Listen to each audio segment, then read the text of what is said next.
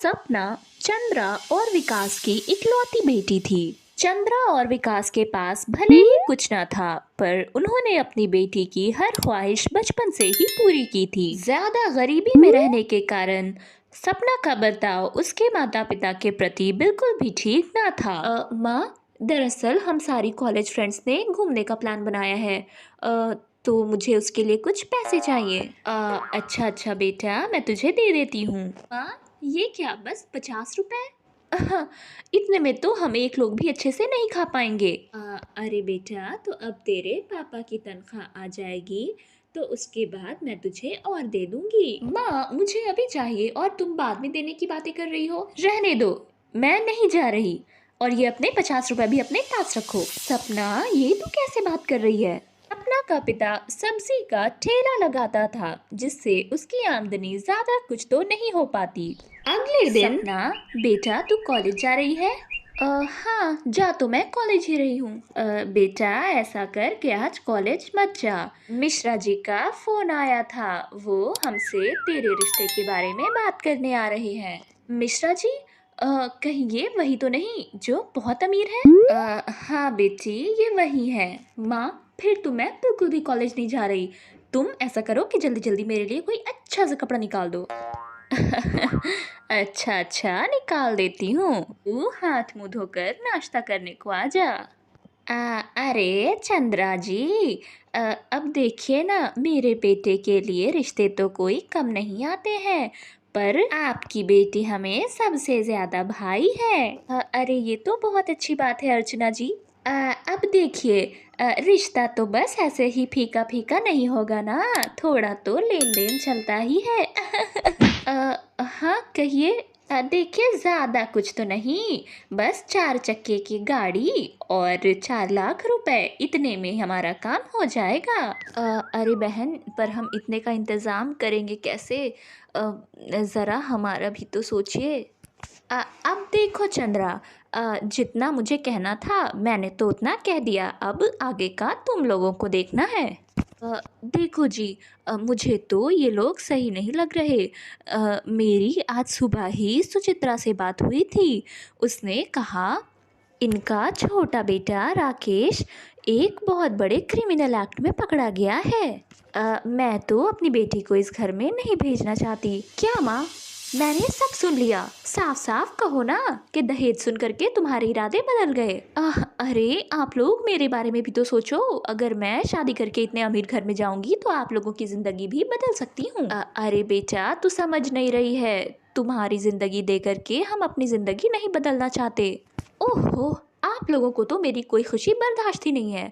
भगवान जाने मेरा क्या होगा। और हाँ माँ, अगर आपने मेरी शादी सुमित जी से नहीं करवाई तो फिर मैं कभी शादी नहीं करूंगी। अरे सपना, ये कैसी बातें कर रही है?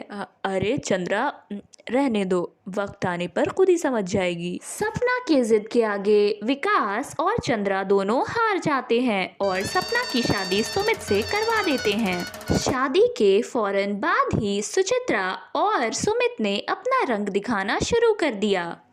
अरे सुमित जी, आप इतने लेट से क्यों आए हैं? ए सपना, तुम्हें किसने परमिशन दी मुझसे इतने सवाल जवाब करने की? चुपचाप से अपने कमरे में रहो। अरे बहू, वो सुमित अभी थक हार कर आया है ना, तो इसी वजह से ऐसे बात कर रहा है। तू चिंता मत कर, जा जा अपने कमरे में आराम कर। सपना कमरे में जाती है तो सुमित को किसी से बातें करता सुनती है। अरे नहीं नहीं, ऐसा बिल्कुल नहीं होगा। अरे तुम समझ नहीं रही हो। अरे मैं ऐसा होने ही नहीं दूंगा। मैं कल ही सपना को तलाक देकर तुम्हारे पास आता हूँ। सपना के पैरों तले जमीन खिसक गई थी। उसने जाकर सुचित्रा से कहा, अच्छा तो तुझे सब कुछ पता लग गया है। अरे तो आप लोगों ने अपनी बेटी की शादी मुझसे की ही क्यों? अरे चल चल, ज्यादा मत बोल। हमें दहेज मिल गया, अब तेरा खेल खत्म। सुचित्रा और सुमित दोनों ही सपना को मारने की कोशिश करते हैं, पर किसी तरह सपना बच बचाकर अपने घर पहुंच जाती है। माँ, बाबा, मुझे माफ कर दो। मैंने आप लोगों की बात मानी होती तो आज ऐसा ना हुआ होता। अरे बेटी, तू रो क्यों रही है?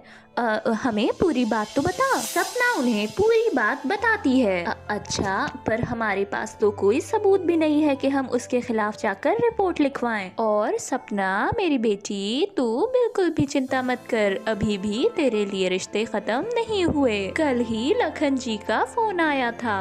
वह नहीं जानते थे कि तेरी शादी हो चुकी है, तो वो तेरे रिश्ते के बारे में बात कर रहे थे। पर वो लोग मिश्रा जी की तरह अमीर नहीं हैं।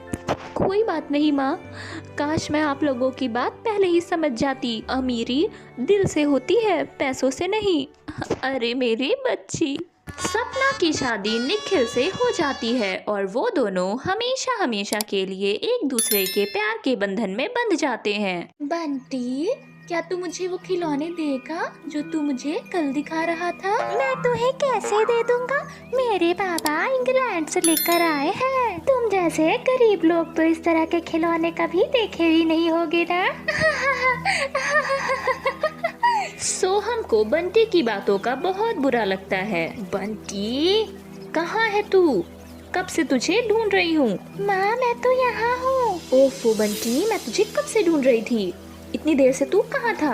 अच्छा चलो कोई बात नहीं। चलो मैंने तेरे लिए पालक पनीर बनाई है, तुझे बहुत पसंद है ना? अरे वाह, पालक पनीर। बंटी सोहम को चिढ़ाकर ऐसा कहता है और फिर अपनी माँ के साथ घर चला जाता है। अरे बेटा सोहम, तू घर आ गया?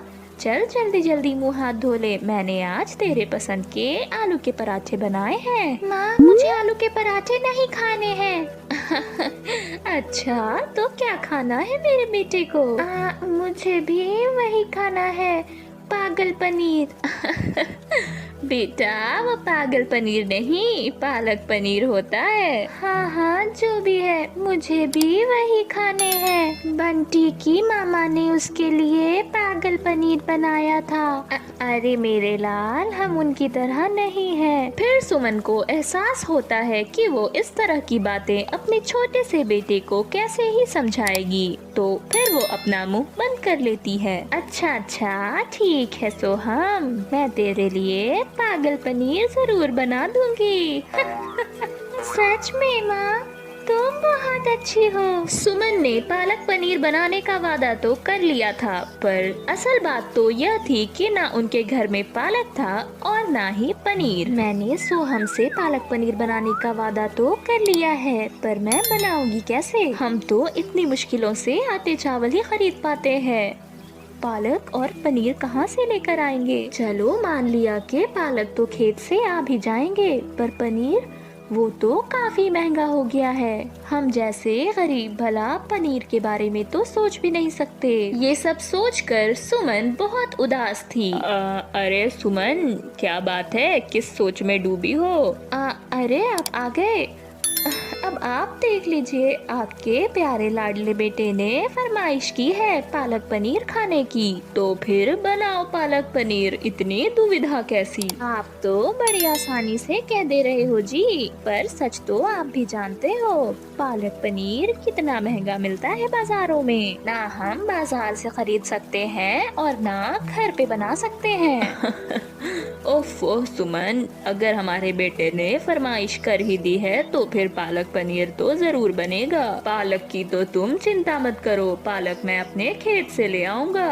और रही बात पनीर की, तो मैं अभी जाकर देखता हूँ। राम मोहन उदास मुंह से वापस घर लौटता है और कहता है, अरे नहीं नहीं सुमन, वाकई में पनीर तो बहुत महंगी है। देखा, मैंने कहा था ना कि पनीर बहुत महंगी है, पर आप चिंता मत करो, मैंने इसका उपाय खोज लिया है। सुमन खूब सारे मूंगफली लेकर आती है। हे भाग्यवान, अब तुम पालक पनीर में इस मूंगफली का क्या करोगी? आप बस देखते जाओ जी। सुमन ने मूंगफली को पीस दिया और फिर उसमें पानी डाला और फिर उसे छान लिया। ये देखो जी, ये रहा मूंगफली का दूध। अब हम इसे फाड़ेंगे और इसमें से निकालेंगे पनीर। अरे वाह सुमन, तुम्हारे दिमाग की तो दाद देनी पड़ेगी। सुमन मूंगफली के पनीर का छोटा छोटा टुकड़ा करती है और फिर पालक में डाल देती है। सोहम, ओ सोहम, देख तेरी पालक पनीर तैयार है, चल जल्दी जल्दी आके खा ले। माँ, ये तो बहुत स्वादिष्ट है। सच में सुमन, तुम्हारी पालक पनीर का तो कोई जवाब ही नहीं। अच्छा सुनो, वो हरिहर जी है ना पास के, उनसे मैं बात करता हूँ। अजी, पर किस बारे में बात करनी है आपको? ओहो देखो, मैं तो तुम्हें बताना ही भूल गया। हरिहर जी का ढाबा है ना, वो उसे बंद करने के लिए कह रहे थे, पर मैंने उन्हें ऐसा करने से मना कर दिया। मैंने कहा कि वो दुकान मुझे दे दें और मैं उन्हें धीरे धीरे पैसे चुका दूंगा। अरे, पर दुकान लेकर आप करेंगे क्या? ओहो सुमन, तुम अभी तक नहीं समझी।